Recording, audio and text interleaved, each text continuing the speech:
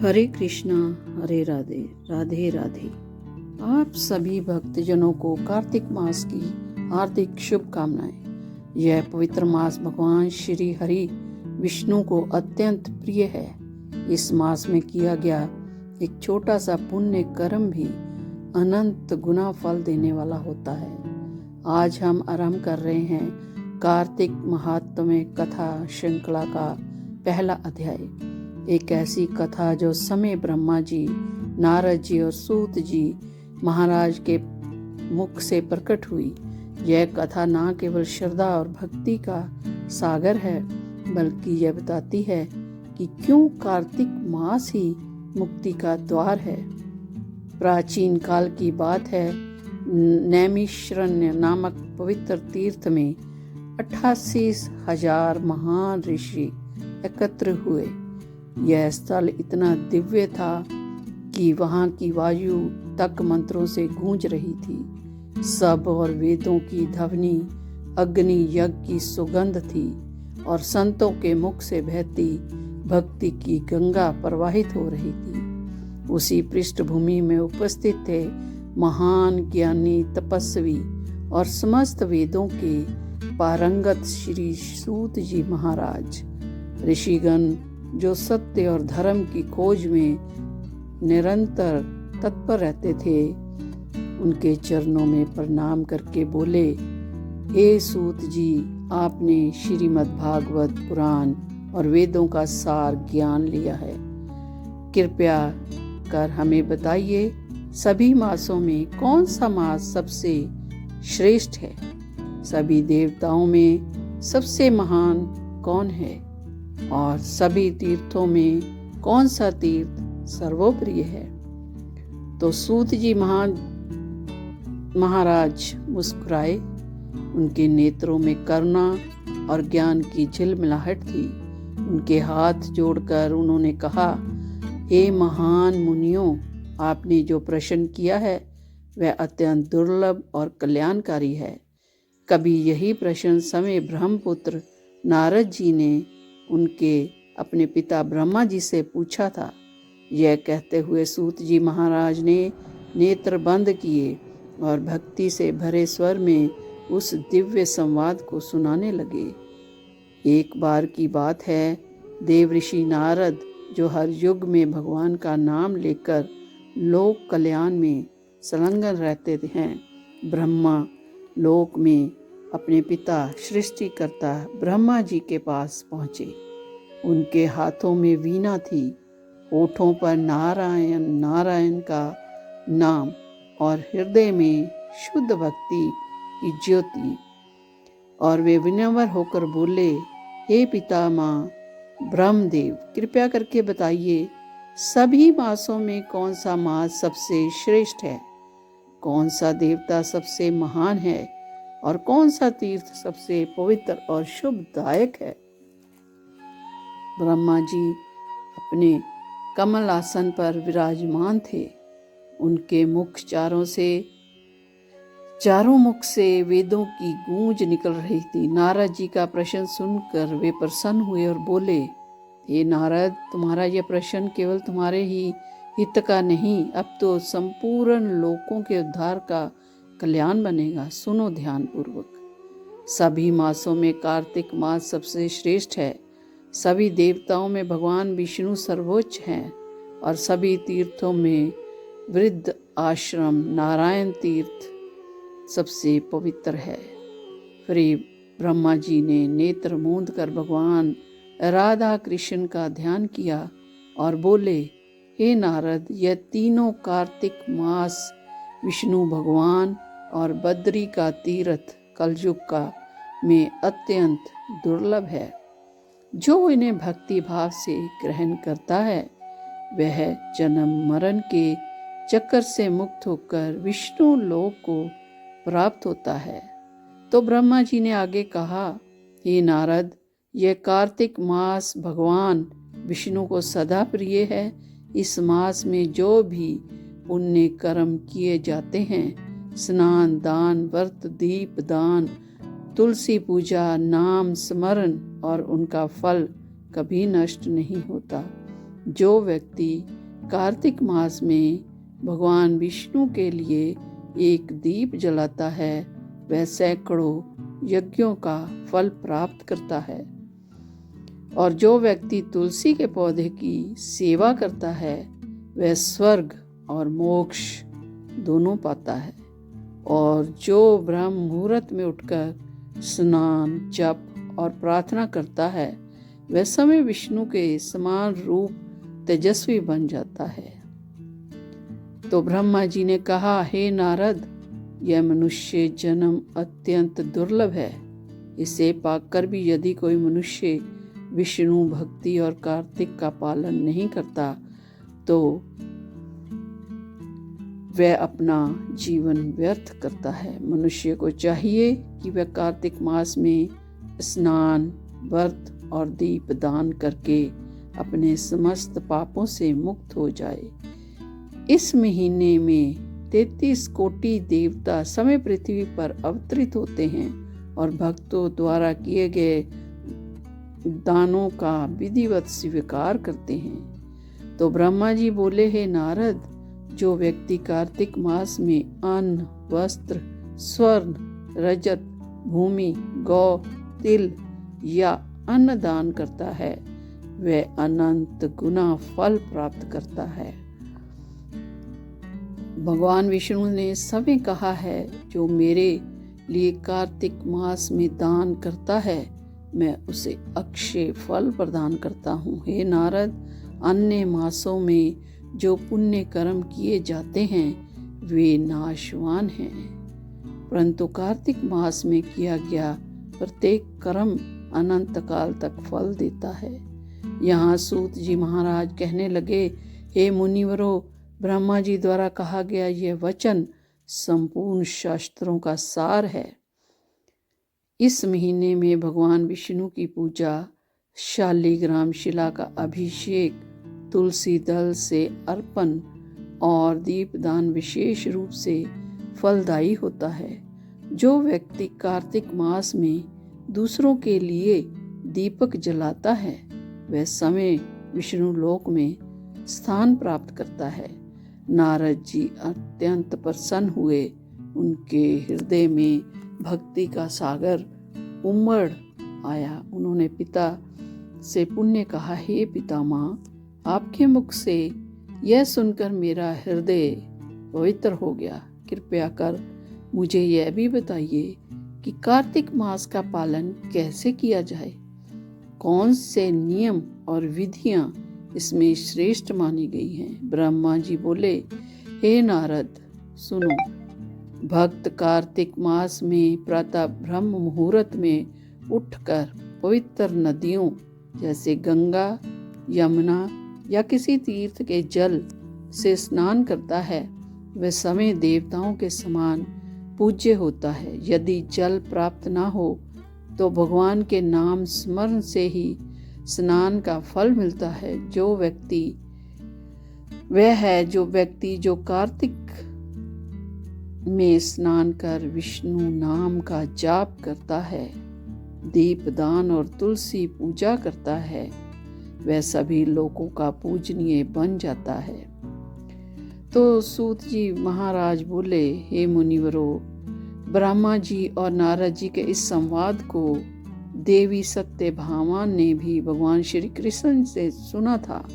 एक समय सत्यभामा जी ने भगवान से इस कार्तिक माह का रहस्य जानने की प्रार्थना की। अब सुनिए कैसे भगवान श्री कृष्ण ने सत्यभामा को इस पवित्र मास का संपूर्ण महत्व बताया। तो भक्तों, अगले भाग में हम सुनेंगे कैसे देवी सत्यभामा ने श्री कृष्ण से अपने पूर्व जन्म का रहस्य जाना और कैसे कार्तिक माह के प्रभाव से एक साधारण स्त्री भगवान की अर्धांगिनी बन गई। तो कथा के अनुसार हम आगे बढ़ते हैं। जय श्री कृष्णा, जय श्री राधे। सत्यभामा का प्रश्न। एक दिन द्वारका नगरी के स्वर्ण महलों में भगवान श्री कृष्ण अपनी रानी सत्यभामा के साथ विराजमान थे। आंगन में कल्प वृक्ष की छाया झूम रही थी, तुलसी के पौधे से सुगंध फैल रही थी और चारों ओर बैकुंठ तुल्य प्रकाश छाया हुआ था। और देवी सत्यभामा अपने प्रभु के चरणों में बैठी और बोली, हे नाथ, आपके चरणों में बैठकर मैं धन्य हुई, मेरा जीवन सफल हुआ। और मुझे कृपा करके बताइए, यह कौन सा व्रत या मास है जिसे करने से मनुष्य आपको प्राप्त कर सकता है। भगवान श्री कृष्ण मुस्कुराए, उनकी मुस्कान में करुणा और मधुर झलक रहा था। भगवान बोले, हे प्रिय सत्यभामा, तुम्हारा यह प्रश्न अत्यंत कल्याणकारी है। सुनो, सभी मासों में जो मुझे सबसे अधिक प्रिय है वह है कार्तिक मास। इस महीने में जो भी मनुष्य स्नान, व्रत, दीप दान, तुलसी पूजन या नाम स्मरण करता है वह मेरे परम धाम को प्राप्त होता है। यह मास मेरे हृदय का हार है, यह भक्ति का सागर है और यही वह समय है जब मैं सभी भक्तों के समीप रहता हूँ। तो फिर भगवान श्री कृष्ण ने कहा, हे सत्यभामे, एक बार तुम्हारे सुख के लिए मैं इंद्रलोक गया था और कल्प वृक्ष मांगा, परंतु इंद्र ने देने से मना कर दिया। तब मेरे वाहन गरुड़ ने इंद्र से युद्ध किया और वह संग्राम इतना भयानक हुआ कि स्वर्ग और गोलोक तक उसका प्रभाव पहुंचा। गरुड़ जी ने अपनी चोंच से गौओं का प्रहार किया, जिससे उनके कान और पूंछ कट गए और वहां से 3 वस्तुएं उत्पन्न हुई। कान से उत्पन्न हुआ तंबाकू, पूंछ से गोभी और रक्त से मेहंदी बनी। हे प्रिय, जो मनुष्य तीनों का सेवन करता है उसे मोक्ष की प्राप्ति नहीं होती। तो भगवान बोले, तब गौओं ने भी क्रोधित होकर गरुड़ पर प्रहार किया, जिससे उनके 3 पंख टूट गए और उनमें से एक पंख से नीलकंठ पक्षी, दूसरे से मोर और तीसरे से चकवा चकवी उत्पन्न हुए। जो मनुष्य व्यक्ति इन तीनों पक्षियों का दर्शन करता है उसे पापों से मुक्ति मिलती है। देवी सत्यभामा यह सुनकर चकित हो गई। उन्होंने अपने दोनों हाथ जोड़कर कहा, हे प्रभु, कृपा करके मुझे मेरे पूर्व जन्म के बारे में बताइए कि मैं कौन थी, कैसे मुझे यह सौभाग्य मिला कि मैं आपकी अर्धांगिनी बनी। भगवान श्री कृष्ण बोले, हे प्रिय, तुम्हारे प्रश्न से मुझे प्रसन्नता हुई। सुनो, मैं तुम्हारे पूर्व जन्म का रहस्य बताता हूँ। तो भगवान बोले, सतयुग के अंत में मायापुरी नामक नगर में देव शर्मा नाम का एक ब्राह्मण रहता था। वह अग्नि गोत्र के थे और वेदों के ज्ञाता थे। उनकी पत्नी बहुत ही धर्मनिष्ठ थी। वृद्धावस्था में उन्हें गुणवती नामक कन्या हुई। वह अत्यंत सुशील थी, भक्त और विनम्र थी। देव शर्मा ने उसका विवाह अपने शिष्य चंद्र शर्मा से किया, जो सद्गुणों से युक्त और पवित्र था। एक दिन दोनों कुश और संविदा लेने वन में आए। वहां एक राक्षस प्रकट हुआ। उसकी गर्जना से पृथ्वी कांप उठी। गुणवती भय से सिहर उठी। राक्षस ने देव शर्मा और चंद्र दोनों को मार डाला, परंतु क्योंकि वे धर्मात्मा थे, भगवान के पार्षद उन्हें वैकुंठ धाम ले गए। भगवान ने कहा, हे प्रिय, जब गुणवती को यह समाचार मिला वह शोक सागर में डूब गई। वह करुण स्वर में विलाप करने लगी, हे नाथ, हे पिता, आप दोनों मुझे छोड़कर कहाँ चले गए? अब मैं किस पर निर्भर रहूं? फिर उसने अपने घर का सब सामान बेचकर अपने पिता और पति का श्राद्ध करवाया। उसके बाद वह भगवान विष्णु की भक्ति में लीन हो गई। भगवान बोले, गुणवती ने जीवन भर सभी एकादशी व्रतों का पालन किया, विशेषकर कार्तिक मास में स्नान, दीपदान और तुलसी पूजन किया। मृत्यु के समय जब वह गंगा स्नान करने गई तो शीत के कारण उसके प्राण निकल गए और मेरे दूत उसे सीधे मेरे धाम ले आए। ब्रह्मा, शिव और देवता सब ने मेरी स्तुति की और मैंने वचन दिया कि कार्तिक मास में जो कोई स्नान, व्रत या दीप दान करेगा वह साक्षात मेरे समान पूज्य होगा। तो भगवान बोले, हे प्रिय सत्यभामा, वही गुणवती अब इस जन्म में तुम बनी हो। तुम्हारे पिता पूर्व जन्म में देव शर्मा थे और अब सतराजित हैं, और तुम्हारे पति चंद्र अब डाकू के रूप में जन्मे हैं। तुम्हारे कार्तिक व्रत और दीपदान के प्रभाव से तुम मेरी अर्धांगिनी बनी हो। तुम्हारे घर में जो कल्प वृक्ष है वह उसी तुलसी का रूप है जो तुमने मेरे मंदिर के द्वार पर लगाया था।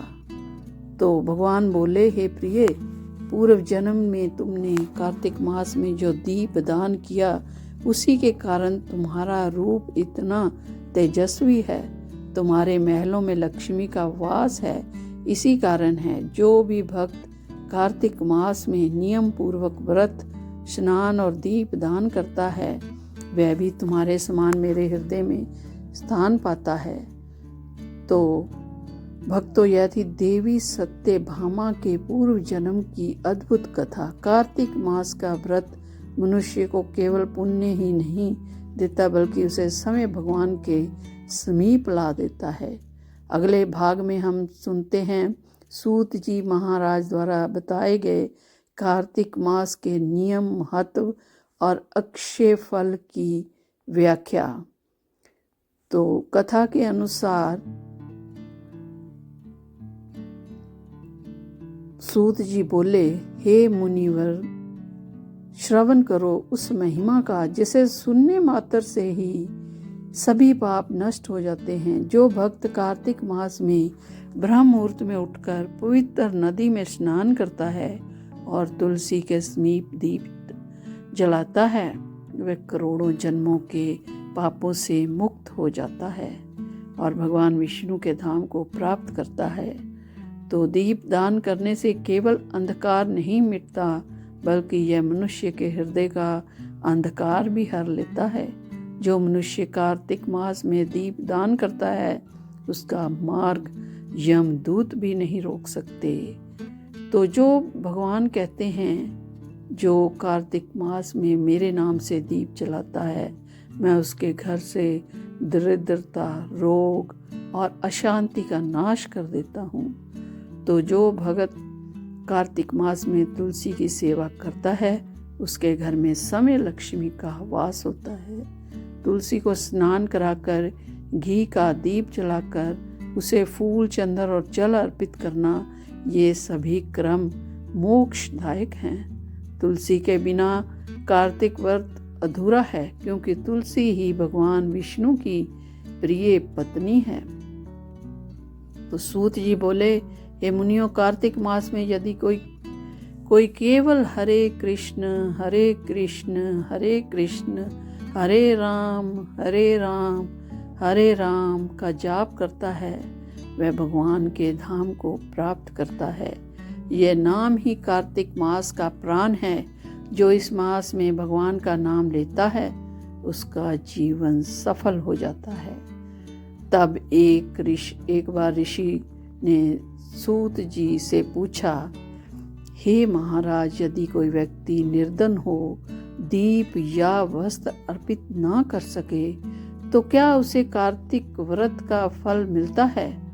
तो सूत जी बोले, हे मुनिवर, भगवान भक्ति के भूखे हैं, वस्त्र या धन के नहीं। यदि कोई भक्त केवल एक दीप मन में जलाए, तुलसी को प्रणाम करे और भगवान का नाम ले तो उसे वही फल मिलता है जो यज्ञ, दान और 1000 दीपों से मिलता है। भगवान श्री कृष्ण बोले, हे सत्यभामे, कार्तिक मास में जो भक्त मेरा पूजन करता है वह मेरे वैकुंठ धाम का अधिकारी बनता है। यदि कोई व्यक्ति कार्तिक मास के प्रत्येक दिन संध्या के समय दीप दान करे तो उसे सैकड़ों यज्ञ का फल मिलता है। तो यदि कोई व्यक्ति तुलसी के निकट एक दीपक भी जलाता है तो उसे 7 पीढ़ियों के पितृ स्वर्ग में स्थान पाते हैं। तो जो कार्तिक महादेव की कथा सुनता है वह ब्रह्म हत्या, गो हत्या और असंख्य पापों से मुक्त हो जाता है। जो दूसरों को सुनाता है वह समय भगवान का प्रिय बनता है। उसके घर में कभी दुख प्रवेश नहीं करता। तो हे भक्तों, कार्तिक मास केवल एक पर्व नहीं, यह भक्ति का उत्सव है।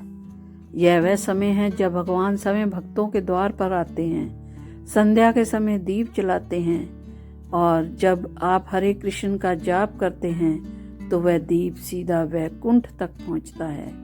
भगवान श्री कृष्ण समय कहते हैं, हे भक्तों, मैं उसी दीप में निवास करता हूँ जो प्रेम से मेरे नाम पर जलाया गया हो।